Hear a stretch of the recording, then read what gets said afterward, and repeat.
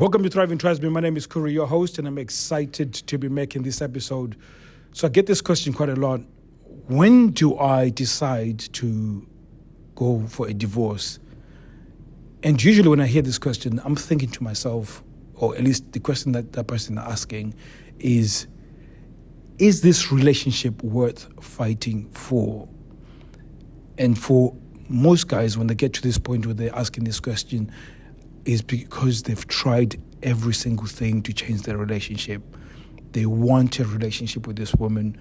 They've tried everything. They've gone online. They've been given information. They've read books. They've listened to podcasts. They've done everything in order to change this relationship. And everything seems to have failed. And there's an episode I'm kind of writing notes on right now, but I'll be making very soon. It's called Transactional driven seduction, and then also dominance driven seduction, which is two separate entities, because a lot of people teach transactional driven seduction. What does that mean? It means that when you ask Google how to change a sexless relationship, they will tell you that you need to sit your partner down and then tell her your feelings. Again, bad idea. Don't ever do that shit, because you've got no skill on having conversations, and you have to have a level of skill to have a conversation where you are bringing complex problems that's going to cause emotional triggers, and you have to navigate in a way where you're empathetic to the reasons why she can't have sex, but at the same time be able to present the problem and then also be collaborative in terms of coming up with a solution. So there's a whole entire skill of doing it, and most people get derailed whenever they bring up the conversation, because they really don't have the skill to maintain focus on that one specific thing that's going to cause that's going to cause the dominoes to fall. So again, that's one thing that you get told. And this is why when people try, they sort of give up on trying to talk about it, because they see pretty quickly that it doesn't lead anywhere. Whenever you bring it up, it causes an argument, it causes real friction within the relationship, to the point where nothing gets resolved from speaking. So people get out of that one pretty quickly, and then they go to the next one, which is you need to try spending more time together, or romantic time, or sometimes they call it intimacy, which is pretty stupid, because that's not the real what intimacy is.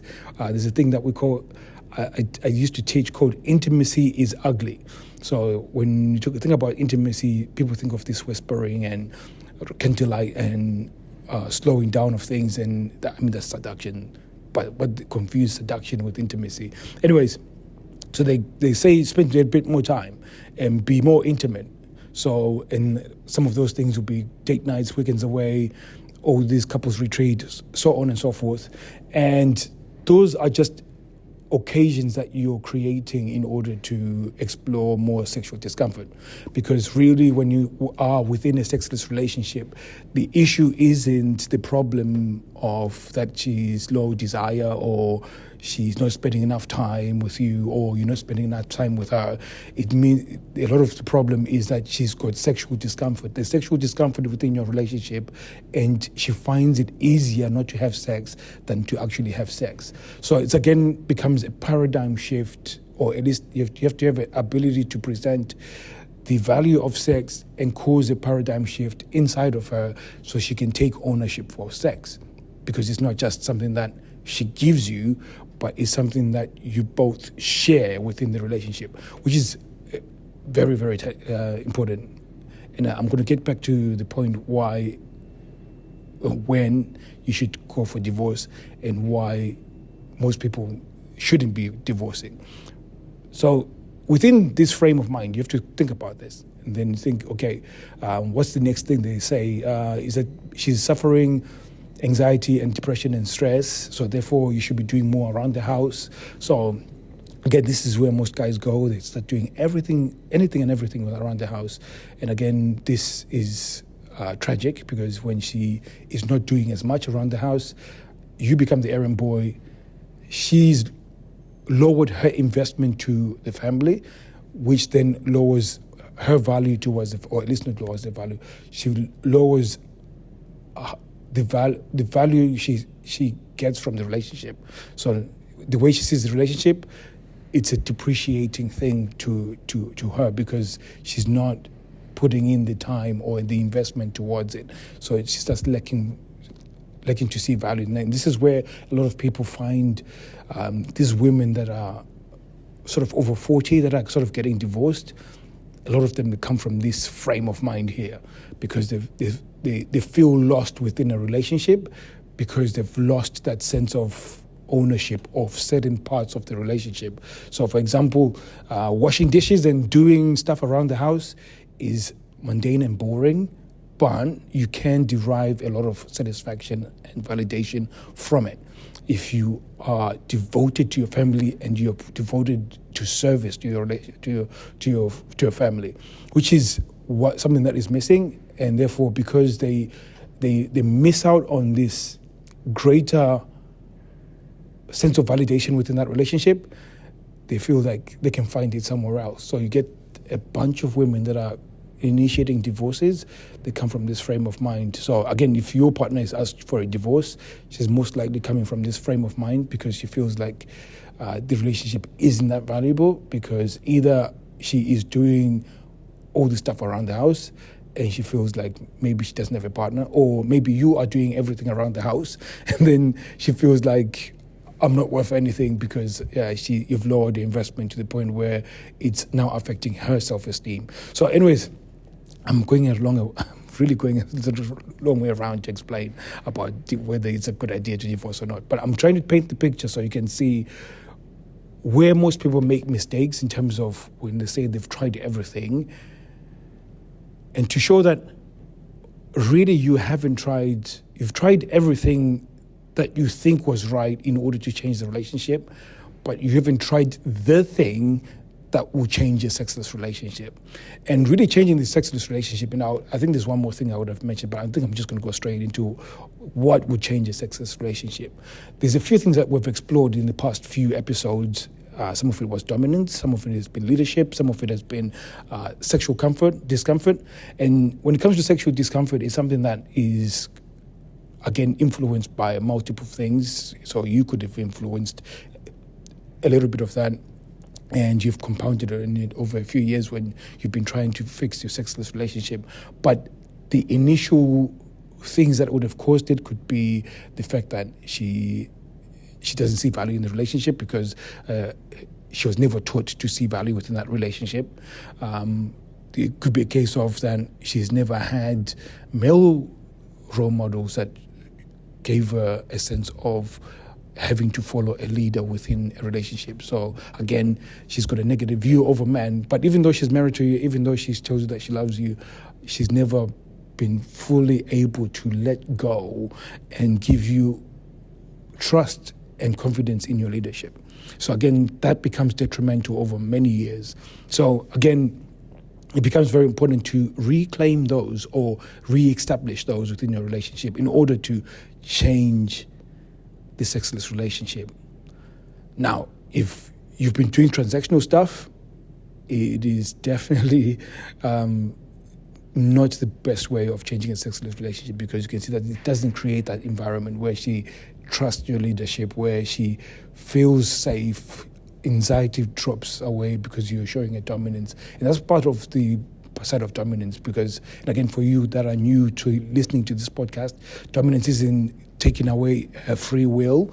It is actually giving her the opportunity to use our leadership as a way of her being free to be who she is. In fact, the last episode we talked about femininity and masculine. So for her to operate in a femininity, she needs you to be dominant. And when you talk about dominance, it's 3 traits. That is ability to protect, strategic thinking, and resilience. When you can exhibit these, it will allow you to not have fear, to reduce anxiety, to reduce stress and depression. And when you do so, it allows her to then open the door for attraction and desire. So there is a real simple blueprint on how to change a sexless relationship. And if you are divorcing, it should be because you've tried this, and as as a measure of whether you should have divorced. I think there's 2 or 3 things that you will warrant a divorce. The first one is if she cheats on you. Like, don't take it back. In fact, if you are going to take it back after at least 4 or 5 years, after at least you've dated at least 10 people, and then maybe you can take it back. And the reason why I say 10 people, maybe even 20 people, the reason why I say that is because you need to figure out if there's somebody else who can treat you better than the way this person has treated you. Anyways, that's one. Then the second reason is if, and my client said this, and I thought this was extremely powerful. And he said, if somebody has low desire, but has got a real interest in changing the relationship, and they are more than willing to change the relationship so that they're there with you, trying to do everything they can to change their low desire so they can be an active member in the relationship, that's the person that you keep. If that person has got no low desire sexually, but no ounce of need to change the relationship, or no sense of wanting to change the relationship, then that person, it doesn't matter what you do, it doesn't matter what you present, it's never going to work. And yes, then you can go for a divorce. So that was an extremely long way of saying yes and no. When should I ask for a divorce? But if you are going to ask for a divorce, it should be a case of that you've tried some of the Thriving Tribesmen stuff, and if that is not working, because a lot of people that we've given results, it's pretty much that once they change the behavior and they're dominant within that relationship, it's pretty much all you need.